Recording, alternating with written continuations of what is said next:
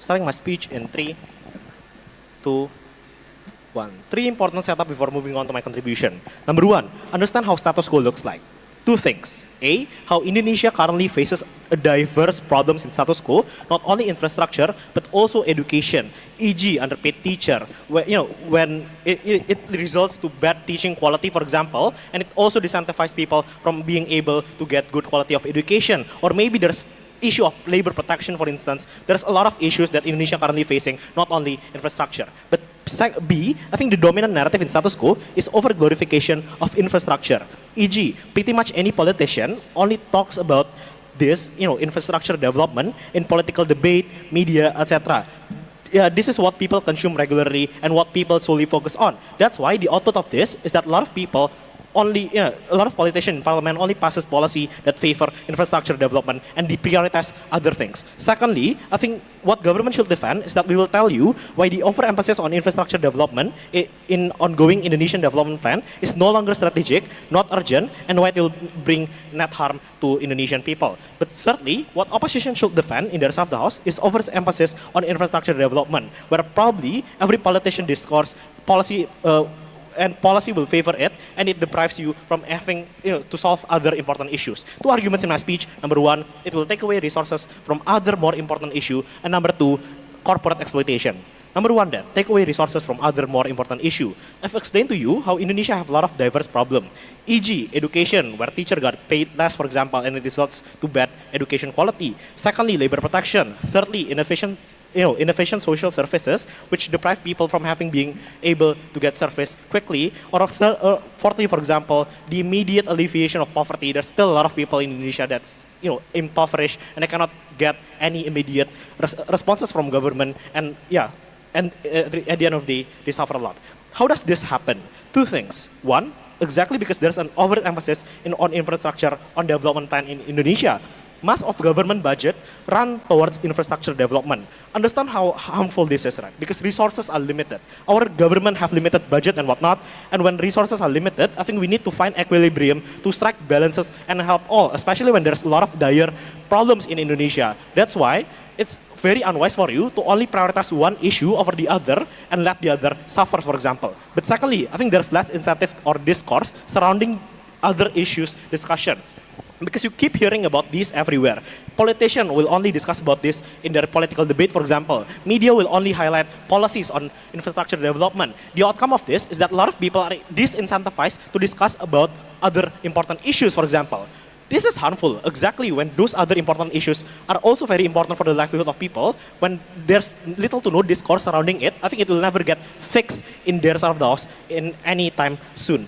How does our case change this? I think all issues will be treated proportionally in our side of the house. There will be no overemphasis on one particular issue, and this will, let you to voice out other issues. This trickle down to two benefits. One, I think people who advocate for other issues will finally be heard because their voice isn't drowned by the overemphasis on infrastructure development that you keep hearing on media everywhere, for example, that you keep hearing on political discourses everywhere. That's why I think people who advocate for other issues will finally be heard in our side of the house when they are currently very drowned in status quo. But secondly, I think when discourses aren't drowned by one issue only, I think government will most likely pander to other needs as well. This result in a more equal or at least proportional budget allocation in parliament, for example. So they will not only prioritize 100% of their budget to infrastructure development, but they will also finally care about the welfare of teachers out there, for example, or the labor protection law, for example.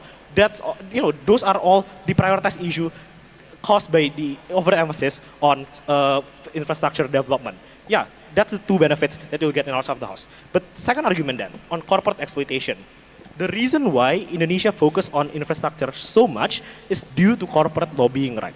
This looks like coalition in Indonesia, political coalition in Indonesia are filled with a lot of big shareholders in major corporate like palm oil or minerals extraction company, for example. I will not name drop anything because I was told you to not do it yet. So there's an active incentive by those corporate to lobby government to build infrastructure so that they can, run their operation smoothly due to the support of the infrastructure that government created to ensure that they can exploit resources really well in their side of the house, for example. Why is this important? Given that infrastructure happened due to lobbying, I think it will happen inequally. It only happens in places where resources are abundant. For example, e.g. Morowai, Sulawesi, or Eastern Indonesia with its abundance of resources, for example. This means that vulnerable actor in places where resources are scarce will not get any investment because, yeah, there's no point for you to invest in infrastructure in there because corporate cannot exploit the nature to get, profit, for example. The bottom line of this argument is it manifests two harms, right? One, I think you will overemphasize on infrastructure. Your overemphasis on infrastructure development will only benefit greedy corporate who enslave and exploit people underground. But secondly, the people underground who got exploited while their needs for other problems aren't met in status quo because you deprioritize their other needs that are also equally important like education, labor protection, yada yada, for the sake of prioritizing infrastructure development that only benefit corporates, for example. And I think this is principally unjust, exactly because those money that government used to build infrastructure are from taxpayer money, right? Understand how taxpayer money should be used to trickle down benefits to immediately to people underground, for example, and you deprive them from doing it because you only prioritize corporates' incentive to get infrastructure development, for example. Yeah, this is just principally unjust and evil for them to happen. How do you weigh this contribution from OG then? I think OG, yeah, correctly pinpoint who are the vulnerable people in this debate. That is, people underground who are impoverished and are also facing myriads of problems in Indonesia currently. But the fact that in side opposition, you deprive them from being able to fulfill their needs because you overemphasize the discourse in political discussion to infrastructure development. I think you exactly deprive them from getting their ends, from getting their from getting their fulfillment of their interest, for example. That's why I think it's unjust for you to have the overemphasis on infrastructure discussion in political discourse. For those reasons, propose.